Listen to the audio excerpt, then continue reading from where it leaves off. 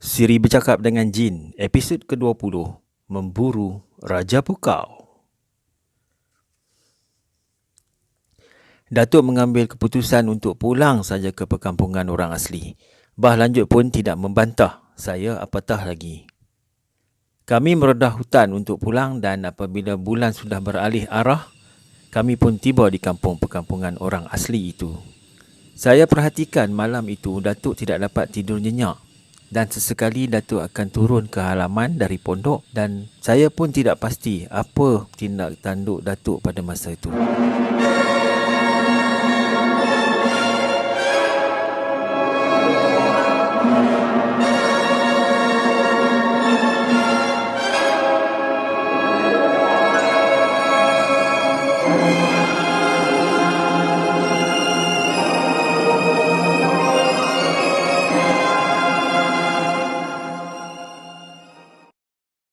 Saya sebenarnya tak mempedulikan sebab saya pun penat juga.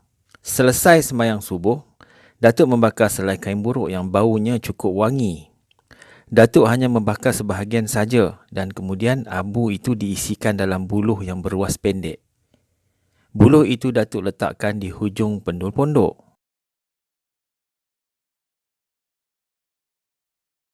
Bila matahari sudah naik, Bah Lanjut sudah terpacak di halaman pondok. Bah Lanjut memberitahu Datuk bahawa sepanjang malam tadi tidak ada kehadiran sebarang lembaga hitam di kampungnya. Jadi Bah Lanjut mengucapkan terima kasih kepada Datuk dan dia yakin Datuk telah melakukan sesuatu untuk keselamatan anak buahnya dan keselamatan kampungnya juga. Itu kebetulan saja batin. Kita tak percaya. Kita rasa awak memang pandai. Terpulanglah kepada Datuk Batin sendiri. Datuk lalu merapati Bah Lanjut. Datuk membincang sesuatu dengan Bah Lanjut. Kemudian Datuk naik ke pondok, lalu menghampiri saya. Saya sebenarnya ragu-ragu dengan keputusan Datuk dan Bah Lanjut untuk kembali ke gua itu. Walau bagaimanapun bila saya fikir-fikir kembali, urusan untuk mengesan lembaga hitam itu masih belum selesai. Walaupun pada malam tadi Bah Lanjut sudah menyatakan bahawa tidak ada sebarang kehadiran lembaga hitam mengganggu kampungnya lagi. Jadi saya tidak bercakap banyak dan saya pun melompat turun ke halaman. Sebelum panas terik mencengkam perkampungan orang asli, kami pun berangkat menuju ke gua tempat makhluk ganjil itu menghilangkan diri semalam. Sampai saja di hadapan pintu gua, Datuk dan Bah Lanjut terus duduk di situ. Saya menyapu peluh di muka dengan tapak tangan. Waktu saya menoleh ke kiri, saya lihat Datuk sudah pun duduk bersila sambil membentangkan kain hitam di atas tanah. Mulutnya terkumat kamit membaca sesuatu. Datuk bangun dan berjalan di depan pintu gua 2-3 kali.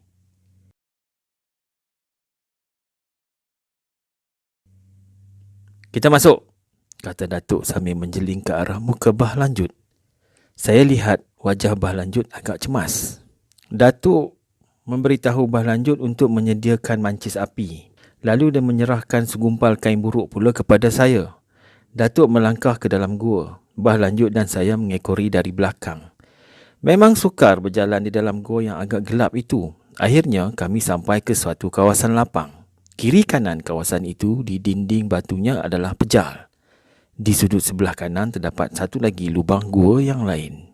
Kita berada betul di tengah antara dua gunung. Beritahu Datuk pada saya. Bah Lanjut menganggukkan kepala juga.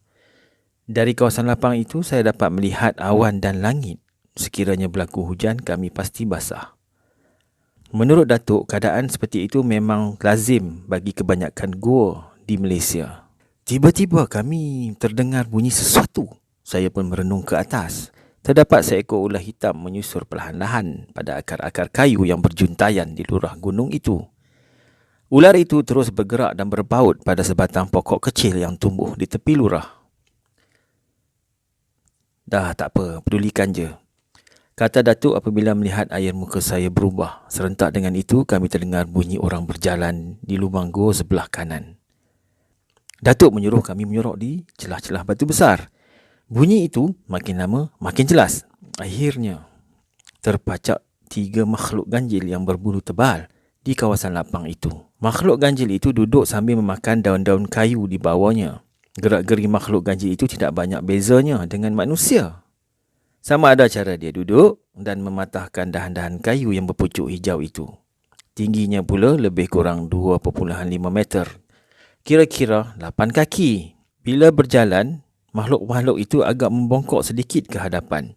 Wajahnya hampir menyerupai orang hutan. Suaranya pula seperti suara monyet. Ketiga-tiga makhluk ganjil itu terus pula berbaring di kawasan lapang itu. Datuk terus menjerit dengan sekuat hati dan melompat ke kawasan lapang lalu dituruti oleh Bah Lanjut. Terkejut bukan main tiga-tiga makhluk ganjil itu. Lalu mereka pun segera bangun. Dan mereka pun bersedia untuk menerkam ke arah Datuk dan Bah Lanjut. Datuk bertafakur sejenak sambil membaca sesuatu. Salah seekor daripada makhluk ganjil itu bergerak ke depan dan belakang dan mengambil seketul batu besar. Batu itu dihumbankan ke arah Datuk. Cepat-cepat Datuk mengelak. Tamal, ini bukan syaitan ni. Ini bukan juga penunggu hutan. Ini binatang. Ya, pasti binatang. Dia sesat ke sini ni. Kata Datuk pada saya yang segera mendadak menghampirinya. Bah Lanjut termenung sejenak. Dia pula kelihatan serba salah. Kita nak buat apa sekarang, Long? Datang pencanaan dari Bah Lanjut. Kita halau saja dari sini, jawab Datuk sambil meminta mancis api dari Bah Lanjut. Datuk pun memerintah saya membakar kain buruk yang dibawa. Perintah Datuk segera saya laksanakan. Bila melihat api, makhluk ganjil itu menjerit sambil menutup matanya dengan tangan yang berbulu tebal itu. Makhluk ganjil itu takut pada api dan tidak tahan dengan asap dari kain yang dibakar. Makhluk ganjil itu pun lari masuk ke dalam perut gua. Bila saya lihat di atas, terdapat berpuluh-puluh ekor monyet bergayut di akar yang berjuntayan di cerun gunung. Dia akan tinggalkan tempat ini. Dia akan tinggalkan tempat ini. Saya dengar Datuk memberitahu Bah Lanjut. Tapi satu masa makhluk ganjil itu akan datang juga ke sini untuk membalas dendam. Sambung Datuk sambil mengajak saya dan Bah Lanjut keluar dari tengah kawasan gua itu. Sejak dari peristiwa itu, kawasan perkampungan orang asli di Kampung Raja Cameron Highland tiada lagi diganggu makhluk tersebut. Bila kami kembali ke perkampungan Batu 16, Bah Lanjut menyatakan hasratnya untuk menganut agama Islam. Bah Lanjut kagum setiap kali Datuk berhadapan dengan musuh. Datuk akan membaca ayat-ayat Al-Quran. Bah Lanjut tertarik dengan kaedah pengubatan Datuk menggunakan ayat-ayat suci Al-Quran itu. Hasrat Bah Lanjut tidak dihampakan oleh Datuk. Bah Lanjut dibawa ke Tapah untuk menemui penghulu dan penghulu terus menghubungi Jabatan Agama Islam Negeri Perak. Seminggu kemudian, Bah Lanjut pula berjaya membawa sebahagian besar dari anak buahnya menganut agama Islam.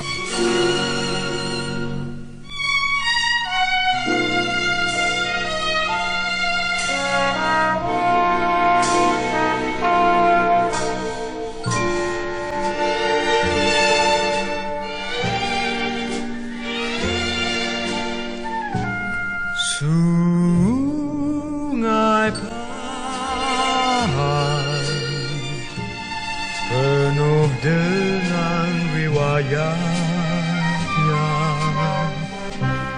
hilir mudik dan membawa berita.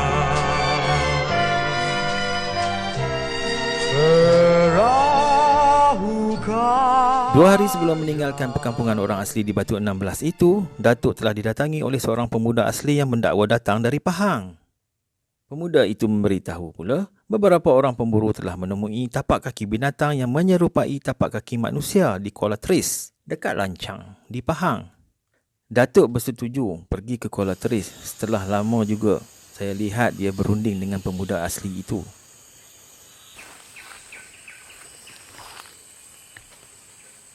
Kami mengikut jalan hutan yang lebih kurang 1 hari perjalanan.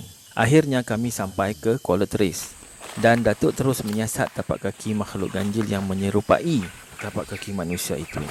Kalau dari pengalaman dan pengamatan saya daripada bekas-bekas tapak kaki ni, ini adalah binatang yang kami halau dari Kampung Raja minggu yang lalu. Usah bimbang lah, tapi orang-orang di sini mesti berjaga. Makhluk ganjil ni cukup suka kepada perempuan. Dia cukup suka kepada anak dara. Dia boleh membawa anak dara lari ke hutan. Jadi, mintalah orang kampung jaga-jagalah ke ahli keluarga kita. Beritahu Datuk kepada beberapa penduduk Lancang yang bertanyakan tentang makhluk ganjil itu. Pada hemat Datuk, makhluk ganjil itu akan kembali ke kawasan Cameron Highland kerana kawasan tersebut sesuai dengan makhluk ganjil itu yang mahukan tempat yang dingin. Pada hemat Datuk juga, Datuk yakin bahawa binatang itu datang dari banjaran Gunung Himalaya di Nepal dan berpecah dengan kumpulannya ketika berlaku ribut salji di kawasan tersebut. Dan binatang ganjil itu sesat ke dalam hutan besar di negeri Pahang. Dari Lancang, Datuk terus ke Jerantut menemui Dukun Nong. 2 minggu saya dan Datuk menginap di rumah Dukun Nong. Semasa di rumah Dukun Nong, Datuk dijemput oleh seorang lelaki di Cameron Highland sekali lagi untuk mencari seorang yang hilang, iaitu seorang saudagar sutra dari Thailand yang berbangsa Amerika. Saudagar itu hilang semasa berjalan sambil mengambil angin di kawasan sebuah banglo. Datuk mencari saudagar itu bersama dengan pasukan polis.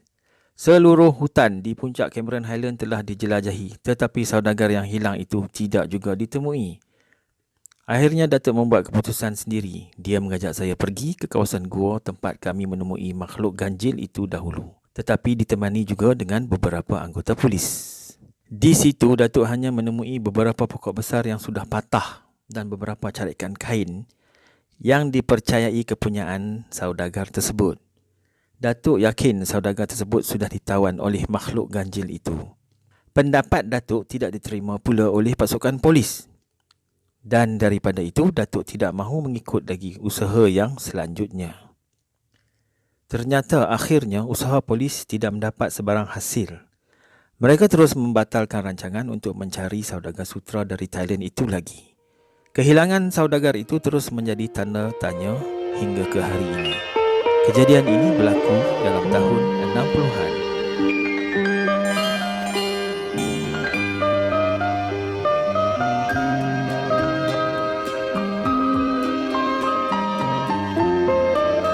Saya dan Datuk sekali lagi pergi ke rumah Dukun Nong dan menceritakan pengalaman kami mencari saudagar yang hilang itu. Dan Dukun Nong juga bersetuju dengan pendapat Datuk. Menurut firasat Dukun Nong, saudagar sutra itu memang ditawan makhluk ganjil sebagai membalas dendam terhadap orang yang mengganggu kawasan persembunyiannya.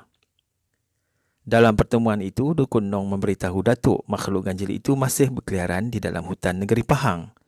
Tempat persinggahan yang paling disukainya ialah di sekitar kawasan yang sejuk. Tetapi, Dukun Nong cukup yakin binatang itu akan berusaha sedaya upaya melarikan dirinya dari bertemu dengan manusia, kecuali kalau sudah dapat tidak dielakkan lagi. Dengan Dukun Nong, Datuk mendalami ilmu-ilmu kebatinan. Untuk pengetahuan pendengar, Dukun Nong meninggal dunia dalam tahun 70-an. Walau bagaimanapun, sejak kehilangan saudagar sutra dari Thailand yang berbahasa Amerika itu, cerita mengenai makhluk ganjil itu sudah tidak didengari lagi. Kenapa termenung tidak guna, menari agung gembira, carilah pasangan segera, lupakan rindu duka. Pengalaman-pengalaman yang dikutip semasa mengikut Datuk di Cameron Highland, di Lancang, di Jerantut dan di Batu 16 Tapah menjadi bahan yang cukup menarik untuk saya ceritakan pada nenek. Dan nenek hanya ketawa. Ketawa senang mendengar keistimewaan-keistimewaan yang dimiliki oleh suaminya. Tetapi nenek memang tidak mengharapkan salah seorang daripada cucunya mengikut jejak langkah suaminya itu. Bagi nenek, kerja yang dilakukan oleh Datuk itu adalah kerja yang berat dan sukar. Tidak mudah untuk diikuti oleh anak cucunya yang akan hidup dalam dunia yang serba maju dan serba moden ini. Nenek berkata kepada saya supaya jangan mengikut apa yang Datuk buat. Saya diam saja dan saya tengok Datuk pula melaga-lagakan giginya berkali-kali. Saya lihat juga sepasang mata Datuk merenung ke arah pintu jalan. Rupa-rupanya ada sebuah motosikal yang dalam perjalanan datang ke rumah kami. Datuk segera bangun. Dan sebelum Datuk melangkah ke tanah, Dia merenung muka nenek kerana baginya, adakah saya ataupun anak cucunya yang lain tidak dapat mengikuti jejak langkahnya? Nenek pada masa itu hanya menjawab, susah. Dan Datuk pun membalaslah, susah bagaimana? Bagi nenek, mengamalkan ilmu yang Datuk tuntut itu bukannya mudah. Dia mesti menjauhkan diri dari segala perbuatan yang dilarang oleh agama. Nenek beranggapan bahawa tidak mudah untuk anak cucunya membuat semua itu kerana tidak boleh menipu, tidak boleh berjudi, tidak boleh berjahat dan terpisah daripada dunia kehidupan zaman ini. Sebuah motosikal Honda 50cc berhenti di kaki tangga. Dua orang lelaki berdiri di tengah halaman. Lelaki yang memakai songkok hitam menjandang senapan kampung berlaras satu itu saya kenal. Mat P.E. namanya. Orang kampung Dendang dan ada pertalian keluarga dengan datuk saya. Dia adalah anggota pengawal kampung yang dikenali pada masa itu dengan nama AP ataupun Auxiliary Police, kemudian ditukar menjadi Home Guard. Dia sudah membunuh 5 anggota komunis di tanah 400 yang sekarang telah dijadikan tanah rancangan dengan nama Bukit Kota, kira-kira 8 km dari Pekan Beruas dan terletak di jalan menghala ke Bandar Parit. Mat P.E. juga kawan karib kepada Tok Janggut yang terkorban dalam pertempuran dengan pengganas komunis di Sungai Rotan dekat Padang Gajah, Taiping. Mat P.E. sudah pun meninggal dunia. Anak cucunya masih ada lagi di Kampung Beruas. Assalamualaikum, Long. Waalaikumsalam, Mat. Nampak berajat penuh. Apa ajatnya, Mat? Inilah, Long. Saya ni datang dengan kawan saya ni. Ini. Orang Tanjung Tualang, Long. Dia ni nama dia Kuluk Maidin, Long. Tapi orang situ panggil dia Din Kerani je. Dia kerja dengan sebuah perusahaan lombong biji di Tanjung Tualang sana tu. Naiklah dulu kamu berdua. Naik dulu. Datuk mempersilakan mereka berdua naik ke rumah. Nenek pun membuat kopi. Tidak sampai 5 minit bercakap, nenek pun menghidangkan kopi panas dan ubi keledek rebus pada mereka. Saya tumpang samalah. Dari percakapan mereka, saya mendapat tahu yang Din Kerani meminta tolong Datuk untuk mencegah kejadian pukau yang kian menjadi-jadi di tempatnya. Malah kegiatan gerombolan pukau itu sudah mula melarat di beberapa buah kampung lain di sekitar Batu Gajah. Bab pukau tu satu bab lah, Long. Tapi yang saya betul-betul rasa tak sedap hati tu, mereka ni curi semua benda apa yang ada depan mata mereka. Mereka tak tahu ke orang kita ni susah. Pagi makan pagi, kerja pun tak tahu mana. Din Kerani memberitahu Datuk. Dia juga menyatakan rumah pengurusnya pun dimasuki oleh pencuri dengan menggunakan ilmu pukau itu. Dan Din Kerani juga menyatakan bahawa kegiatan itu dijalankan seminggu sekali. Habis, apa yang patut saya buat? Soal Datuk. Begini, Long. Saya tak boleh lah. Saya tak boleh nak harap sangat lah apa-apa yang besar lah yang saya harap daripada Long ni. Saya tahulah Long pun banyak urusan lain yang Long akan buat. Tapi kalau Long dapat halang kejadian pukau ni dari jadi di tempat kami pun dah memadai dah. Susah. Lagipun saya bukannya pandai. Saya ni belum sampai seminggu berada di rumah. Long, kawan kita Din ni minta tolong. Takkanlah tak boleh cuba-cuba. Mat P.E. menyanggah. Saya lihat muka Datuk tidak begitu gembira. Dia termenung panjang. Macam ni lah. Awak balik dulu. Esok atau lusa saya akan sampai. Cukup cepat Datuk membuat keputusan. Din Kerani tersenyum. Mat P.E. terus menghirup air kopi. Kemudian menjambah ubi keledek rebus dengan sedapnya. Tinggalkan alamat rumah kamu, Din, pada saya. Datuk bersuara kepada Din Kerani. Mat P.E. segera mengeluarkan pensel dari saku bajunya dan menyuruh saya mencari secarik kertas. Bila kertas saya serahkan pada Mat P.E. dengan tenang dia bersuara. Din, kau lukiskan rajah rumah kau. Jadi senang Long nak cari. Betul juga. Betul. Din Kerani mengambil kertas dan pensel dari Mat P.E. Dia melakarkan rajah masuk ke rumahnya. Bila selesai kertas itu diserahkan kepada Datuk, Datuk menatap kertas itu agak lama juga. Dia menggaru pipi kirinya yang berparut. Telatah Datuk diperhatikan dengan teliti oleh Mat Pi dan Din Kerani dengan tenang. Ada pokok tak sebelum ke rumah awak ni? Soal Datuk. Ada. Long turun dekat sekolah nanti, sebelah kanan jalan ada pokok pau. Pokok pau tu, ikut jalan Tanah Merah tu, hala ke darat, hujung jalan tu, rumah saya. Memang tak ada rumah lain dah. Rumah saya. Din Kerani memberikan penerangan. Datuk angguk kepala tanda faham. Bila semua sudah selesai, mereka pun pulang. Datuk mengiringi mereka hingga ke muka jalan raya. Masa perjalanan itu, Mat Pi menolak motosikal dan Din Kerani terus bercakap-cakap dengan Datuk. Seperti biasa, saya tak tahulah apa yang mereka cakapkan.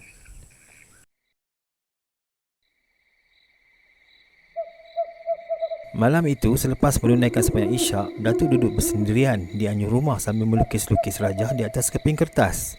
Dia memanggil saya untuk menghampirinya. Dia menyuruh saya melihat dia melukis rajah dan menulis perkataan dengan tulisan Jawi. Saya akur dengan permintaannya. Hari yang baik, kita bertolak petang Rabu, Tamar. InsyaAllah tak ada bahaya dan kita akan beroleh rezeki lagi. Tapi kalau tengok pada rajah yang atuk lakar ni, kalau pergi hari Khamis, bahaya balik. Bahaya kepada perjalanan kita. Dan juga kita akan mengalami kerugian.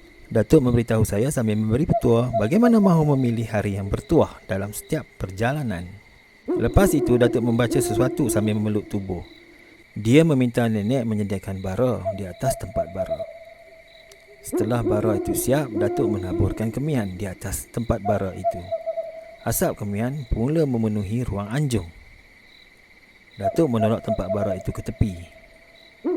Dia sandarkan badan ke dinding. Kalau tak sabit Mat Pi, saya memang berat nak ketanya tu Alang tu. Rungut Datuk. Nenek berdengar apa yang dicakapkan oleh Datuk tu. Kenapa pula? Tanya nenek. Saya sebenarnya kadang-kadang malas dengan kerja ni. Orang dah minta tolong tu. Pergilah, nenek menyambung. Datuk terus bangun lalu pergi ke ruang tengah rumah. Perasaan Datuk saya lihat tidak tenteram malam itu. Saya sesungguhnya memang tidak tahu dengan apa yang bergolak di dalam dadanya. Timbul rasa belas dalam hati saya. Kerana kenapa Datuk mesti menyusahkan diri sendiri untuk menolong orang lain? Tok, perkara ni berat, Tamar. Sebab orang yang kita cari ni bukan sembarang orang. Dia menggunakan tengkorak manusia untuk kerja pukaunya. Nada suara Datuk menurun. Dahinya saya lihat berkerut-kerut.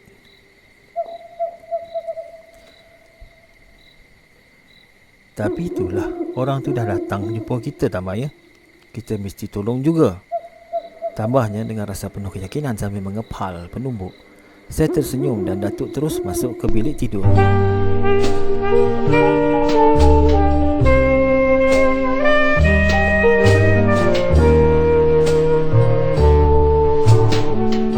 Kenang dikenang hasrat terpendam,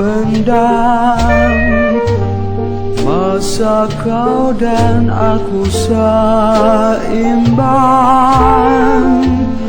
Sayang disayang, aduh sayang, subur mesra di ilham. Renungku renung mungkin. Seperti biasa, sebelum memula tugasnya, Datuk lebih suka meninjau keadaan tempat yang dia akan menjalankan kerjanya itu. 2 hari kami berada di rumah Din Kerani, seluruh kawasan kampung itu sudah dijelajahi Datuk. Datuk sudah memilih kawasan hutan yang mana yang harus dilaluinya pada setiap pagi untuk mandi embun. Hampir separuh daripada penduduk kampung itu sudah disapa oleh Datuk, terutama ketika berjemaah di surau. Menurut Datuk, hal ini perlu dilakukan untuk mendapatkan kerjasama orang ramai, kerjasama orang kampung. Tanpa kerjasama mereka, kejayaan agak sukar diperolehi. Masuk malam ketiga kami bermalam di rumah Din Kerani. Sebuah rumah telah dipukau. Habis harta benda, tuan rumah dilarikan orang. Dan esoknya Datuk meninjau-ninjau kawasan rumah itu. Datuk hanya menemui sekeping daun dedap kering yang diselitkan oleh kumpulan pukau pada tiang seri rumah. Datuk mengambil daun itu. Datuk meminta Din Kerani mendirikan satu pondok khas untuknya. Alasan Datuk memerlukan pondok itu ialah untuk memudahkan bagi dirinya menjalankan kerja membanteras kejadian pukau itu. Permintaan Datuk ditunaikan. Dengan kerjasama orang kampung, sebuah pondok didirikan tidak berapa jauh dari rumah Din Kerani. Din, kumpulan pukau ni diketuai oleh orang yang sangat pandai dengan ilmu batin, kata Datuk pada Din Kerani pada satu senja. Datuk berazam untuk menewaskan kepandaian ketuanya dahulu sebelum kumpulan itu dapat dihancurkan. Pada malam yang keempat, Datuk sudah bersedia. Saya lihat Datuk memakai seluar hitam, baju hitam dan bertanjak hitam dengan kain selempang merah yang terpampang di dada. Datuk duduk bersila sambil kedua tangannya terletak di atas kepala lutut. Datuk duduk dan memandang sehelai kain putih yang terletak pada dinding pondok. Dia menyuruh saya menaruh kemian dalam tempat bara yang terletak di hadapannya. Dalam masa tidak sampai 5 minit, ruang pondok dipenuhi dengan bau dan asap kemian. Dan pada masa yang sama, kami tercium juga bau seolah-olah seperti bau bangkai. Orang ini menggunakan tengkorak manusia yang mati dibunuh. Tengkorak itu sudah disalaikan ke api hingga mengecut menjadi sebesar putik kelapa. Datuk memberitahu saya. Saya anduk kepala. Kain putih itu saya lihat bergerak-gerak dan saya lihat ada bayang manusia di situ. Saya perhatikan kain putih itu dengan penuh minat. Memang ada wajah manusia yang bermisai, hidungnya pesek, mempunyai sepatang mata yang tajam, agak jauh ke dalam letaknya. Orangnya kelihatan seperti orang yang berbudi bahasa, dengan sulah di dahi yang cukup luas. Tingginya saya agak lebih kurang 5 kaki. Sudah, jangan lihat, jerit Datuk sambil memadamkan bara api dengan tapak tangannya. Saya lihat tangannya tak ada apa-apa. Tetapi muka Datuk saya lihat dirayapi dengan peluh-peluh halus. Aku jangka orang ini dari sebuah kampung dekat Kampung Gajah, Teluk Anson. Dulu menjadi SC, ujar Datuk sambil membuka kain putih yang tergantung di dinding. Kain itu dilipatnya dan dimasukkan ke dalam beg kertas cap kuda terbang. Minggu depan dia akan datang ke sini. Kalau tak silap kali ini, dia dan kumpulannya akan memukau rumah ketua kampung. Datuk duduk di sisi saya sambil memetik ibu jarinya. Walaupun saya nampak Datuk tenang, Datuk tetap melahirkan rasa bimbangnya untuk berhadapan dengan ketua kumpulan pukau itu. Pada hemat Datuk, kalau tersalah langkah, Datuk akan menanggung malu yang cukup besar. Jadi, tak adalah jalan lain. Datuk terpaksa menghubungi isterinya yang bunian itu dengan perantaraan kuasa gaib. Datuk terus memejam matanya dan sekelip mata saya lihat di tapak tangan Datuk sudah tersedia 2 biji limau nipis dan sebilah keris pendek. Baik, kita akan boleh menolong orang di sini, kata Datuk dengan nada suara yang cukup yakin kepada saya. Dia bangun lalu berjalan di dalam ruang pondok. Tamar, ketua pukau ni handal. Di Slim River, dia meletakkan satu keluarga di tengah padang dan tak mengambil barang apa-apa pun di rumah orang tu, tambah Datuk. Kenapa pula, Tok? Dia hanya mahu menguji kehandalan tuan rumah itu yang cuba menghalang kerjanya. Tuan rumah itu kononnya bersedia menangkap ketua pukau itu dan meminta bayaran yang tinggi pada kerjanya. Dan berita itu sampai ke telinga ketua pukau itu dan ketua pukau itu pun mengujilah. Jadi siapa yang handal, Tok? Tentulah ketua pukau, kalau tidak masakan dia mahu memalukan tuan rumah itu. Penerangan Datuk itu memberi satu kepuasan pada diri saya.